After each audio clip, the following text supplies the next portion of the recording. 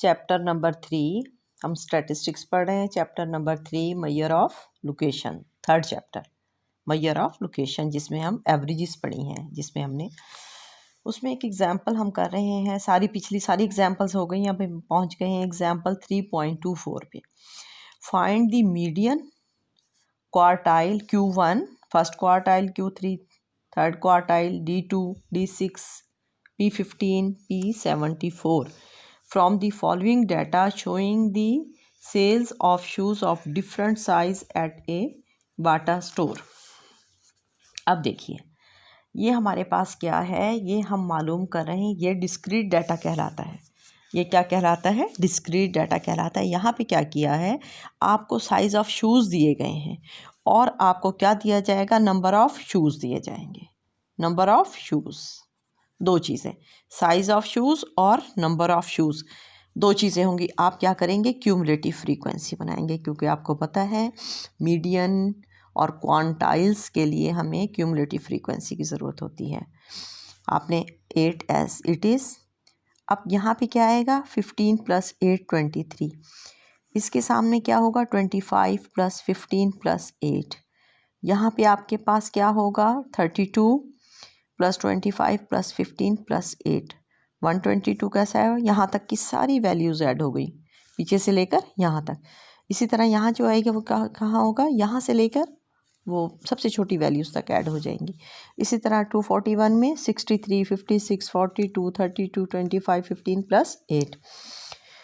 293 में ये सारी वैल्यूज़ जमा हो जाएंगी, 52, 63 सो ऑन अप टू 8 तक। 334 में 41, 52 ये सारी वैल्यूज़। 362 में 28, 41 से लेके सारी वैल्यू। और 380 कैसे आएगा, ये सारी वैल्यूज़ ऐड होके यहाँ पे आ जाएंगी लास्ट में। एक और ये है दूसरे तरीके से, क्या है, मैं इस वजह से कहती हूँ कि आपको अच्छी तरह समझ आए। सबसे पहले 8 लिख लिया, फिर 8 + 15 23। फिर क्या करना है आपने, ये 23 कितना, इन दोनों वैल्यूज़ का जमा हो गया। 23 + 25 48, 48 + 32 80, 80 + 42 इस तरह भी जमा कर सकते हैं। ये देखिए 80 + 42 122, 122 + 56 178। क्योंकि ये जो 178 है इसमें सारी वैल्यूज़ जमा हो गई हैं पीछे से, ठीक है। 178 में तो आपके पास ये सारी वैल्यूज़ हैं यहाँ तक। इसमें 63 जमा कर दें तो अगली वैल्यू आ जाएगी। ये वरना आप क्या करेंगे, इस तरह से कर लेंगे कि 8 + 23 यहाँ पे कौन सी वैल्यू आएगी, ये वाली सारी वैल्यूज़ जमा करके, ठीक है। ये आप क्यूमुलेटिव फ्रीक्वेंसी, और इसका चेक क्या है, last value sum of frequency के बराबर होनी चाहिए। ये देखिए 380 आया, यहाँ पे भी 380 आ गया। अब सबसे पहले उसने कहा है मीडियन मालूम कीजिए। मीडियन क्या होगा, size of n + 1/2 item. n कितना है, 380 + 1/2, और जब 381 को 2 पे डिवाइड करेंगे 190.5 आइटम, ठीक है। अब आपने ये देखना, ये जो 190.5 आइटम जो है वो आंसर होगा। 190.5 जो है, 190.5 वो कहाँ पे लाए कर रहा है, 190.5 लाया करेगा किस में, 241 में, क्यूमुलेटिव फ्रीक्वेंसी में। हम देखेंगे किस क्यूमुलेटिव फ्रीक्वेंसी में आ रहा है। तो 190, ये 178 है ना, ये छोटा है, किस में आ रहा है, 190.5 इसमें आ रहा है 241 में। तो इसके सामने वाला जो नंबर है, इसके सामने वाला जो नंबर है वो आपके पास क्या होगा, मीडियन होगा। इसका मीडियन कितना आएगा, 8 आएगा। मीडियन देखिए कितना आ गया, 8 आ गया। इसके बाद आ जाइए फर्स्ट क्वार्टाइल की तरफ।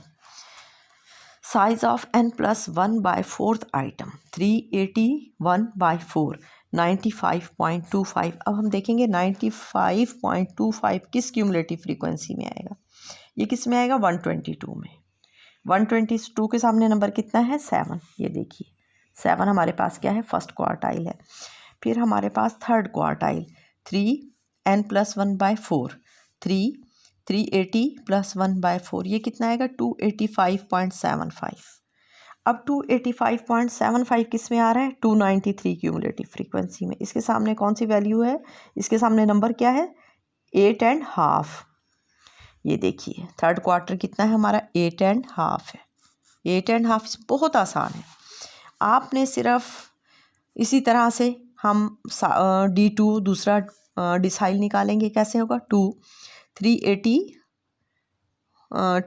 n+1/10, तो 381/10 आइटम, ये कितना आएगा? 76.2। अब जो D2 आया ना 76.2 आइटम, आप ये देख लीजिए कि वो कहाँ पे लाई कर रहा है, यहाँ पे किस क्यूमुलेटिव फ्रीक्वेंसी में? वो 80 में लाई कर रहा है। 80 में लाई कर रहा है तो उसके सामने कौन सा नंबर है? 6.5 है। ये हमारे पास क्या होगा? सेकंड डिसाइल हो जाएगा।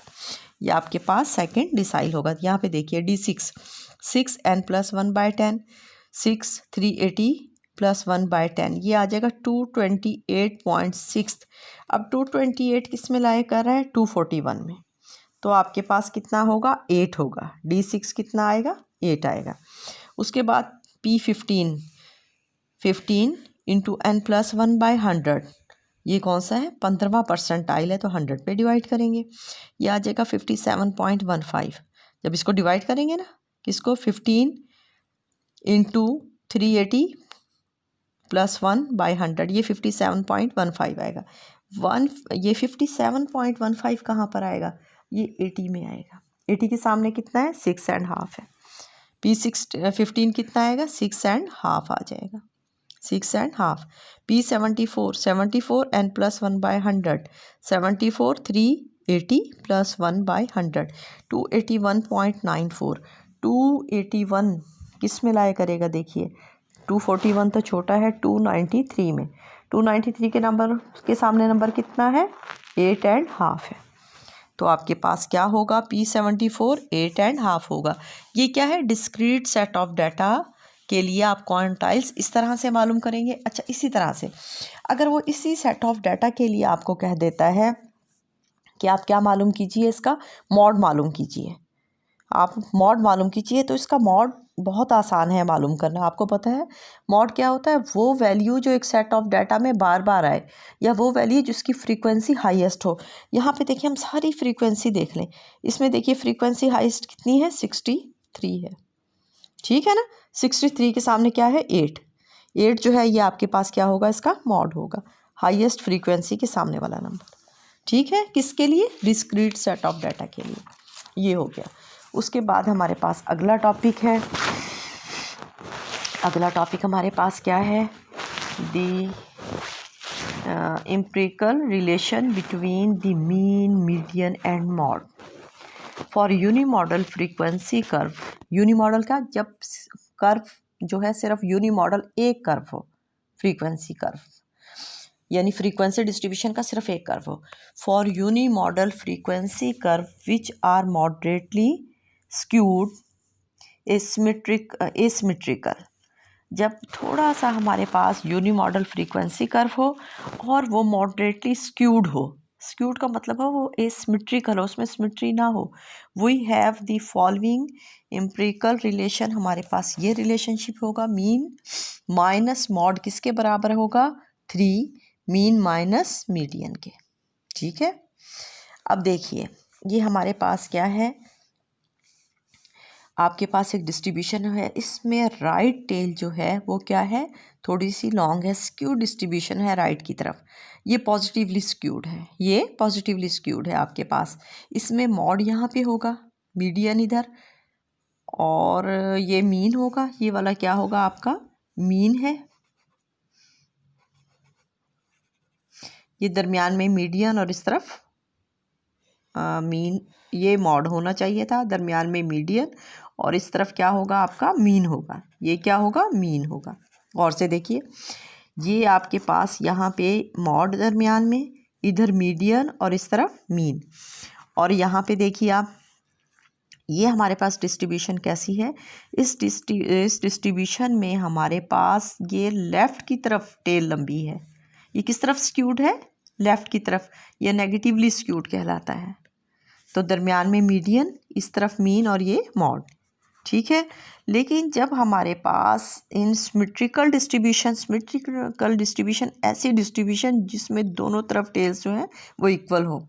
सिमेट्रिकल डिस्ट्रीब्यूशन में हमारा मीन, मॉड और मीडियन कॉन्साइड करेगा, यानी सेंटर में ही होगा। मीन, मीडियन और मॉड जो है वो कॉन्साइड करेगा, एक ही साइड पर होगा। ठीक है,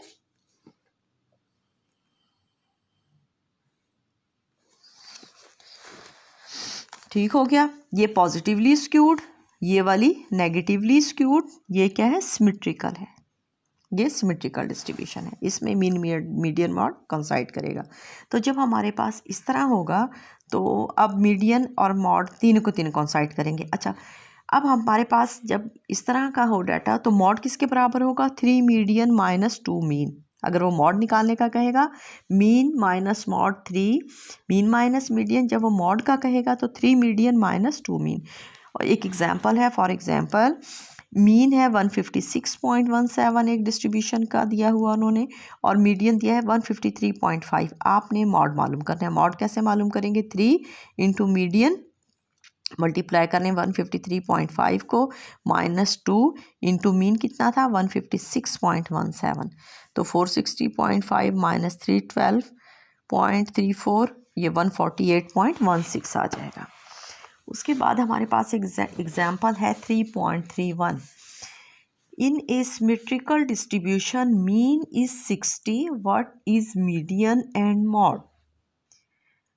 वो कहता है कि सिमेट्रिकल डिस्ट्रीब्यूशन है, उसमें मीन 60 है, तो अब बताइए मीडियन और मॉड क्या होगा।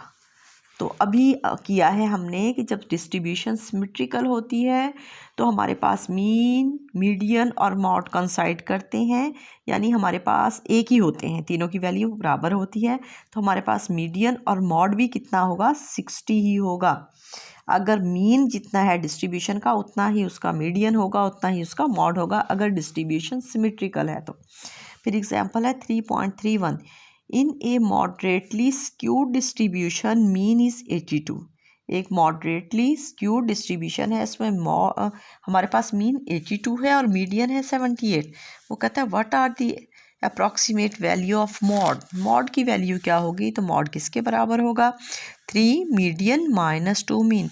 3 into 78 minus 2 into 82 is equal to 70 आ जाएगा।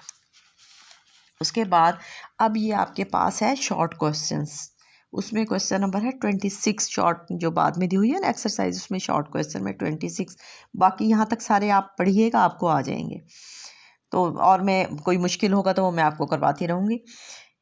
तो क्वेश्चन नंबर है 26, calculate geometric mean for 0, 2, 4, 6 and 10। आपने ज्योमेट्रिक मीन कैलकुलेट करना है इन वैल्यूज़ के लिए। तो आप देखिए हमारे पास क्या होगा, we can not calculate geometric mean because it vanished if one item in the data is 0। आप याद रखिएगा, कभी भी ज्योमेट्रिक मीन नहीं आएगा अगर एक नंबर भी उनमें से क्या होगा, आपके पास 0 होगा। इस सेट ऑफ डाटा का आप कैलकुलेट करें, क्योंकि ऐसे होता है ना, ये है ना 0 इंटू 2 इंटू 4 इंटू 6 इंटू 10, ये होगा ना ज्योमेट्रिक मीन। 1 2 3 4 5, ये होना था ना इसका ज्योमेट्रिक मीन। अच्छा, उसके लिए क्या होता, ये सारी आपस में मल्टीप्लाई होते, ये मल्टीप्लाई होते, ये 0 से मल्टीप्लाई होगा तो ख़त्म हो जाएगा। इसलिए कभी भी एक सेट ऑफ डाटा जो आपका दिया जाए उसमें अगर कोई वैल्यू 0 है तो उसका आपके पास क्या नहीं आता, ज्योमेट्रिक मीन जो है वो नहीं आता। ठीक है, उसके बाद हमारी जो है अब एडवांटेजेस शुरू हो रहे हैं, किस चीज़ के, गुड एवरेज के। इसमें से कम आप ना 3 एडवांटेज जो आपको आसान लगते हैं वो याद करने। इसी तरह से ये तो थे मीन के, ज्योमेट्रिक मीन के भी कोई छोटे 3, और हार्मोनिक मीन के भी, मीडियन और मॉड के भी 3 देख लीजिए। ठीक है, उसके बाद क्या है कि आपके पास ये एक ऑब्जेक्टिव क्वेश्चन शुरू हो रहे हैं 113 पेज से। तो ये देखिए सारे के सारे वो चीज़ें हैं जो मैं सारी आपको करवा चुकी हूँ। ठीक है, सारे के सारे सवाल ऐसे हैं जो मैंने आपको करवाए हुए हैं, ये सारे आप याद करेंगे 16 तक। अच्छा, यहाँ तक 15 तक। ये देखिए डिसाइल एंड परसेंटाइज। एक सवाल है question number 16, what is an average of position. Average of position क्या होती है, तो median is sometimes called an average of position. It is defined as the value of an item which holds a certain position in the array. Quartiles, deciles, percentiles are also called average of position, ये भी average of position कहलाती हैं। Question number 17 जो है ये भी मैंने आपको इस तरह का करवाया हुआ है। और फाइंड 6 डिफरेंस आइटम बैलेंस। चलें आप ना क्वेश्चन नंबर 16 तक ही आज देखिए, उसके बाद इंशाल्लाह कल मैं इससे आगे करवाऊंगी आपको। आपने शॉर्ट क्वेश्चन जो है कहाँ तक, 17 तक जो है वो देखने हैं। दूसरे बेटे आपने ये जब देख लेंगे आप इसको वीडियो जो है आपकी, उसके बाद आपने क्या करना है, आपने कमेंट में जाके अपना रोल नंबर्स जो है ना, रोल नंबर अपना वो लिखना है सबने, जो जो देखेगा तो वहाँ से आपकी अटेंडेंस हो जाएगी।